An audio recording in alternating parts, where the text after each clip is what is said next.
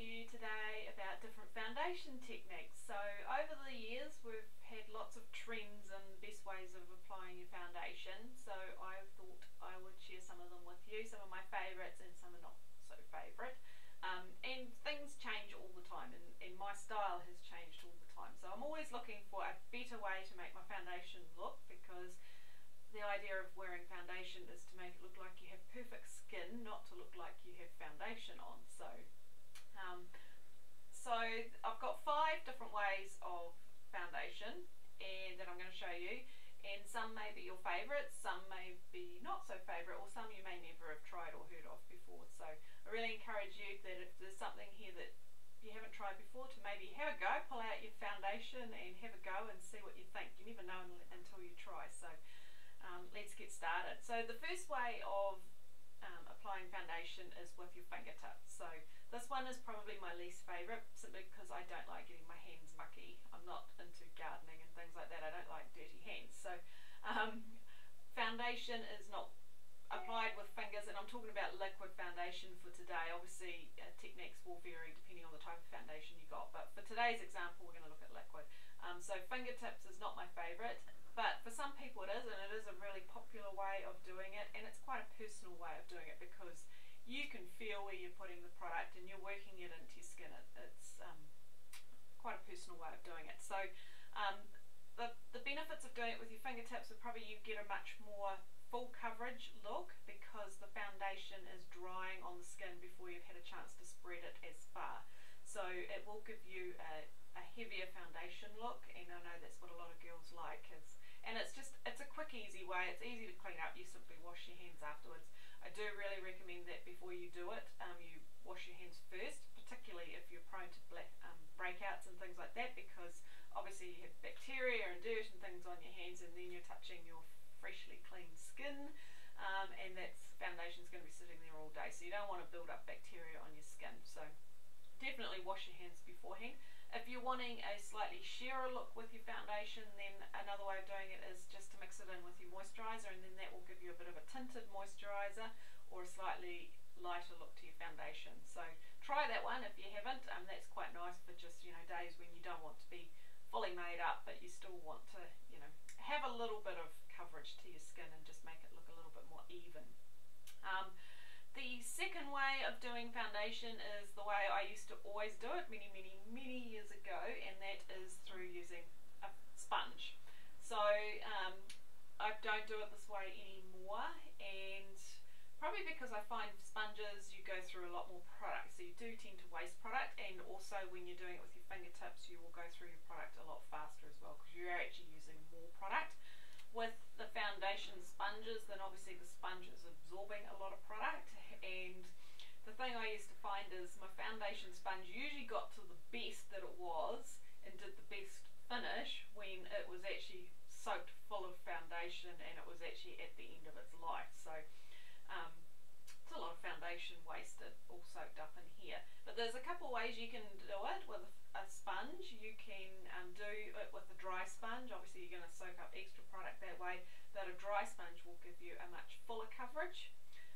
If you do it with a damp sponge, so wet it first and then put it on, you will get a much sheerer natural look, because the water's helping to spread the foundation around a little bit more. These, I would say, are a lot more unhygienic as well, because obviously they're a breeding ground for bacteria and things, so it is really important that you wash them regularly, at least a minimum of once a week. If you suffer from breakouts, and a lot more than that, you need to keep these really clean, and you need to toss them regularly as well. So the Mary Kay ones are really cheap. I mean, these are $5 for a pack of 2, so there's no reason why you can't be using one and tossing it every month and washing it every week. So it's not like it's a huge investment to keep your skin nice and healthy. The other way of doing foundation is with brushes. So these have been really popular in the last couple of years, and the correct technique for a foundation brush is one of these brushes. This is a synthetic foundation brush. The bristles are synthetic. They are so soft. They're really soft, and it's the way they've been cut as well on the end there. So these are fantastic. You will not use as much product when you do it with a brush. and it will give a much flawless finish. So the correct technique of using these, most people do it wrong and they use it like a paintbrush. So this is not a paintbrush, it is for stippling your foundation. So stippling means you're patting it. You're patting it all over really quick, and what it's actually doing is pushing the foundation into the pores of your skin. So that's why it gives a more fuller, flawless finish, because it's been applied in bulk, but not using bulk product, if you know what I mean, onto your skin. So it does give a really, really lovely finish. I do like using this way, but I find it takes me a lot longer, so I don't do it very often. That's probably why it takes me so long, because I'm not a big fan of doing it this way. But it is a seriously good way of doing it. The way I prefer to do it if I'm using a brush, and some of you will have heard me talking about this before, is using a natural haired bristle brush. So technically you're not supposed to use natural bristle brushes because they absorb the product a lot quicker. But the way I do it is it doesn't really absorb very much product at all. So this one is a great brush. This is our mineral powder foundation brush, and it's flat on the top and it's got beautiful soft bristles. This one is an old brush. This is actually an old blush brush, but I used to love using this one. It's actually broken, so I don't use it very often anymore, and the bristles are starting to get a bit old. This is years and years old, but the reason I love this one is it's very dense and firm, so you could really buff the foundation on. So those are those two, and the best way to do it, and this is why I teach clients in my classes now as well, is you really don't need very much product because of the way it buffs it onto your skin. So basically the easiest way to do it is just put this much foundation.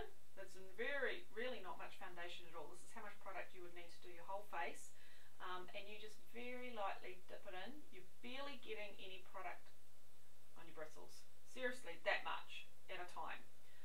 And basically then all you do is you just buff it round and round and round, and how it gives you such a flawless finish is the little bristle ends are actually buffing it into the pores and around the edges of your pores, so it gives a really, really flawless finish without much coverage. But it actually looks like full coverage, but you've only put that much product on. So it really, really is a very economical way of putting your foundation on, and it's also very quick and easy. And the great thing about this is you don't have to worry about blending, because it just naturally blends it all. It's buffed in. You don't have to worry about your hairline. There's nothing worse than seeing people with, you know, the jawline mark. There's no easy way to tell someone if you've got a jawline mark, as much as I would love to. It's hard to do. So the great way of doing this as well is you can get away with, if your foundation is slightly not right colour, because it blends it so beautifully, you're not going to get that harsh line as well. So this is a great way of doing it, and it is very quick and easy. I will say though that you need to look after your brush if you're going to do it this way, because they will get brittle, the hairs, because it's a heavy buffing. So just once again, also it's going to build up with bacteria, so you need to be washing it out once a week. The easiest way to do it is just with some really gentle shampoo, a shampoo that you didn't like for yourself, or I keep the little bottles from the hotels, things like that. They're fantastic for cleaning out your brushes, and you can also spray them with brush cleaner too, which will help to keep the bacteria down on them in between washes as well. So if you look after your brush, it will last for years and years and years. This one, like I said, is really old, and I don't use it anymore because the bristles are starting to fall out, because it is really old. I think I got this brush when I first joined Mary Kay nearly 9 years ago, so it's had a good life, and it is one of my favourites. It was beautiful for blush, and it was beautiful for foundation as well, but yeah, it's on its last legs, and I'm sick of picking the bristles off my face with that one. So that's a really cool way of doing your foundation. I really recommend, if you haven't tried that way before, try it, because you'll be amazed at the finish and how little product you use. Now, my most favourite way at the moment is with something that's not a Mary Kay product, but still using it with my Mary Kay foundation, and that is the Beauty Blender sponge. So some of you may have heard about these. These are what they use overseas. Makeup artists use these, and it's a sponge.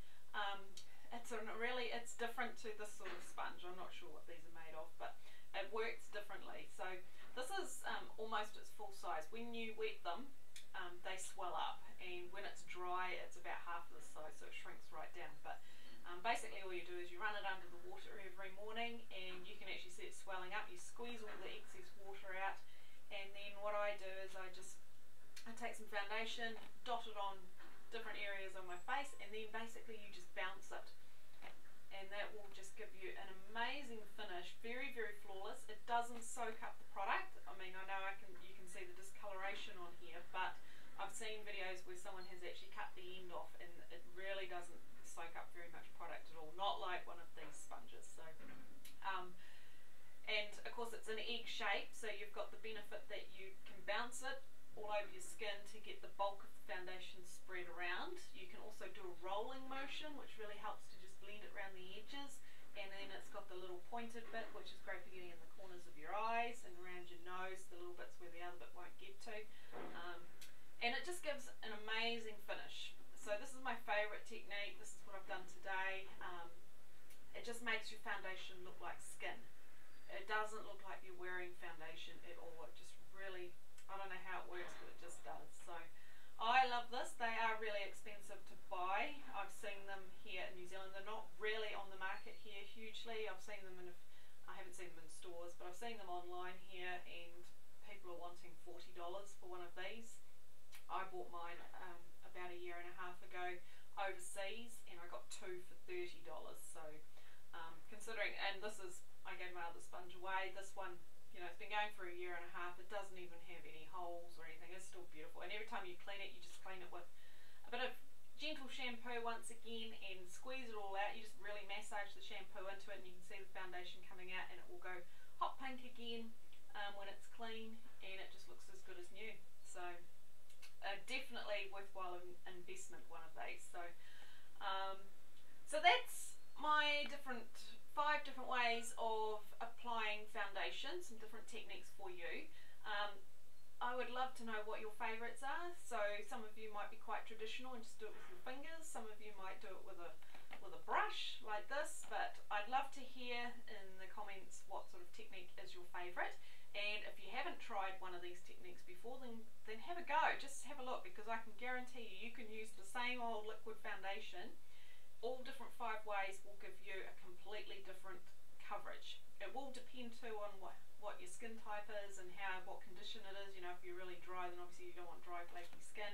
It's going to look different from different techniques, but you know, have a go. Try something different, because I'm always looking for a way that I can get my foundation to look perfect. I mean, the idea of foundation is not to look like you're wearing foundation.